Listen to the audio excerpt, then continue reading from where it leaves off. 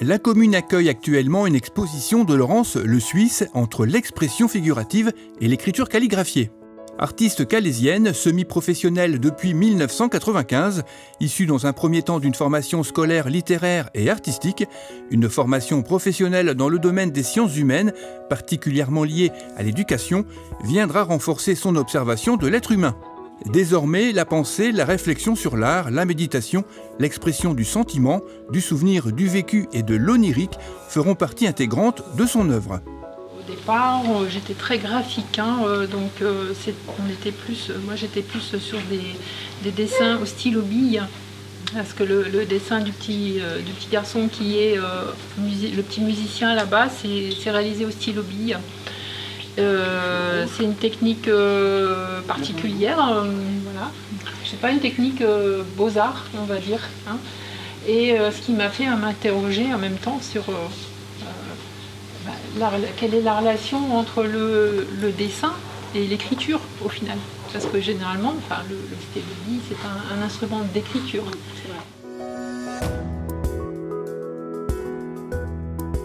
Cette exposition est visible jusqu'au 25 novembre à l'espace Mandela et à la mairie, aux heures d'ouverture.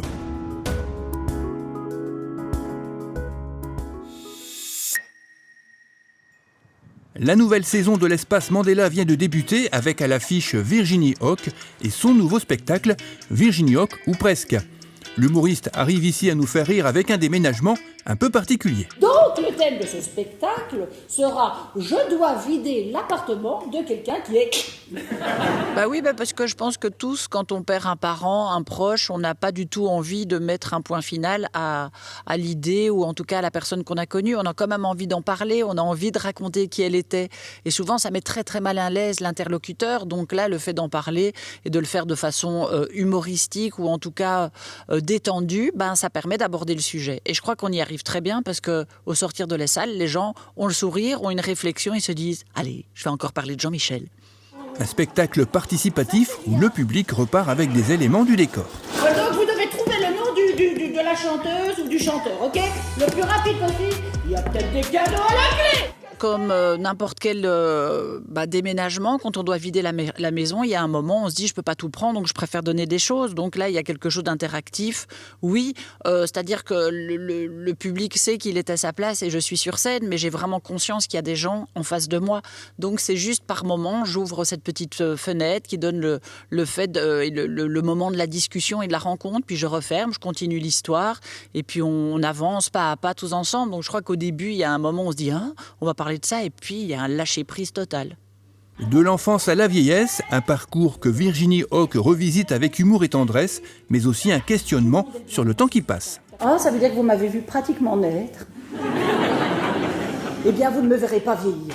Ça me préoccupe au niveau du corps parce que je trouve que c'est un outil formidable et que, évidemment, je suis consciente et puis je regarde comment la vieillesse peut arriver. J'espère toujours, quand je vois une vieille madame, j'ai une espèce de curseur où je me dis, OK, ça, comme ça, oui. Comme ça, alors non. Ça veut dire que je dois faire attention, qu'il faut que je fasse du sport, que je me maintienne. Oui, je peux pas faire contre. Je dois l'accompagner, en tout cas, le mieux possible. Mais je crois qu'on y pense à un certain moment de la vie. On m'aurait posé cette question il y a quelque temps, j'aurais dit non parce que j'ai l'impression que la vie est éternelle. Mais justement, quand on perd des proches, à un moment, on voit qu'en fait, les choses avancent et parfois sans nous. Si vous avez manqué ce spectacle, Virginie sera à Lille au Sébastopol le 6 décembre prochain. Mais pour connaître toutes les dates, rendez-vous sur son site web www.virginiehoc.be.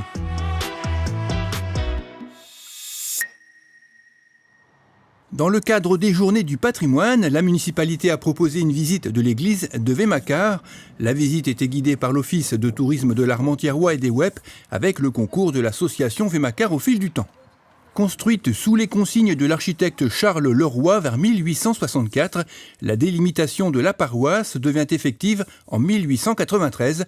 Détruite en octobre 1914, elle sera reconstruite entre 1924 et 1927, sensiblement sur le même terrain, mais avec un léger décalage.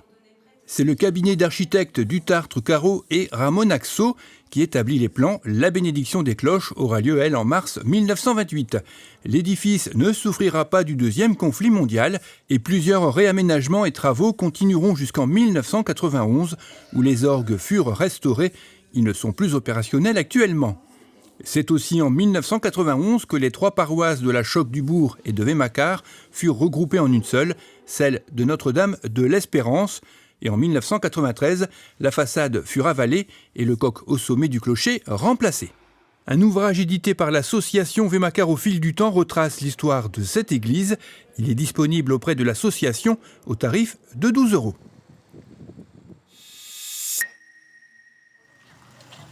La commune a participé au World Cleanup Day, ou la journée mondiale du nettoyage, une manifestation organisée par la municipalité en partenariat avec l'association Cleaning Nature.